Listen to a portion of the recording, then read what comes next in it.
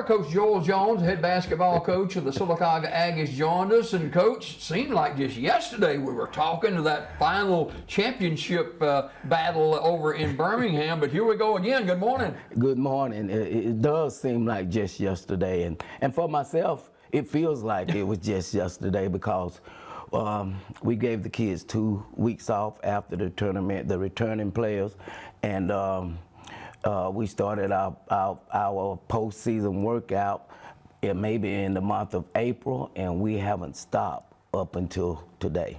So here we are, the beginning of the season coming up a little bit later on this month. So where are we at so far with this squad for Sylacauga? Well, that's the thing.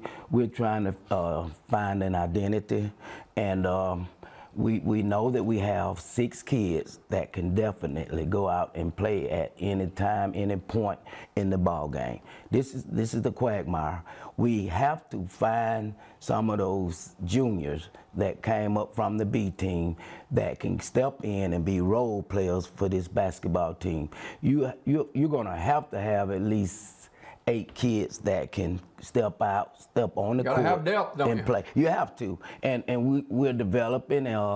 Sometimes it doesn't happen as quick as you want it to, but we're working our tail off every day, and those juniors are doing the exact same thing that the upperclassmen are doing. They're just not quite as, sometimes not quite as strong, sometimes not quite as agile, and we're working, and the thing about them is they don't back down from work. You've got several multi-sports athletes that play football, basketball, and baseball. Is it difficult from transitioning from football to basketball? I think it's more mental than anything. As a coach, you want those kids, you want your hands on them year round, and there's a lot of times you're watching them out there on the football field, and it's probably 5 or 6 months that you don't have your hands on them. But I'll tell you a story. On Saturday morning, we had basketball tryouts. And every basketball player was in the gym Saturday morning. And we told them, you don't have to be here. It's only for the people that wants to try out. Every kid that's a part of our program showed up. And that tells you where the interest is at. The interest is there. But the thing about it, C.J. Franklin came, and I had just watched that kid on Friday night do all he could do to will the Aggies to a win on Friday night. And he came up to me after the tryout. He said, "Coach, can we play a little bit this morning? Can we get some runs in?" I said, "CJ, no. I've got to go home. I've got some things to take care of." And when I left, I left there kind of uneasy, because when a kid wants to play, you want to give them that opportunity. And what it tells me about C.J. Franklin is that kid is just a gamer. He's that kid that loves to compete. And it's not only him, because he couldn't play by himself. It was all the guys that came off that football field on Friday night. But he was the guy that approached me about it.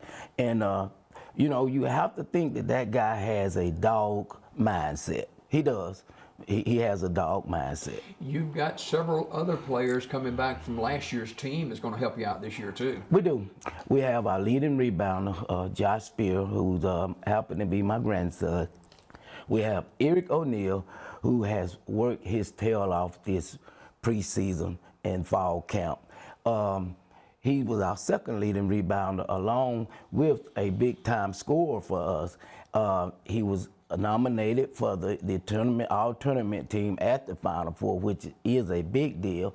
We have Tristan Westone, who has been step for step with Eric O'Neal in our preseason fall camp as well. We expecting big things from him. He has made major strides. If this kid carry over his work ethic into the season, a lot of people will be surprised. Kenson 3, we're expecting big things from him this year.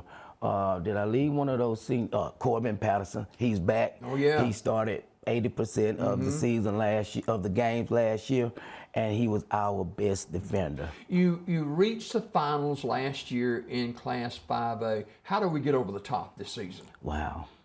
you know, last year at this point in the season or in the year, I had no idea that we would make it to the finals.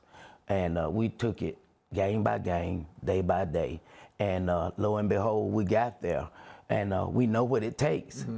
If things play out and we get the breaks that we need, we have a chance. This team have a chance to get back to the final. And I think with the experience that we have, we have a great chance of being the state champs of Alabama 5A basketball this year. Well, it all starts on the 18th, right? It does. We play Lincoln High School on the 18th at the high school, at Sylacauga High School. Remember last year? Yep. We had to play every game at Nicholas Lawson Middle School, and I just want to thank our school system for the things that they did to make that possible, to share that gymnasium with the middle school. The thing about it is we didn't lose a single ball game on the court at Nicholas Lawson Middle School. You know, Coach, you and I are both known coaches, whether it's football, basketball, baseball, whatever the sport. They've got some quirky things about them. I noticed you brought a black bag, and what's that about? I did. Let me talk about this black bag, if it's okay with you. It's got a couple bands on it. These bands are the bands that they put on your luggage when you go into the arena. We went on Wednesday night, we played Winona, the orange bag, tie here. And this one was the one that on Saturday morning when we played Viga for the championship. My wife purchased this bag for me at the beginning of the season because she thought it would be something great for me. And this bag, every time I leave home, it goes with me. But the thing about it, these bands, both these bands at this point should have been cut off this bag. And I've even picked scissors up to cut them off, and something said, no, leave them.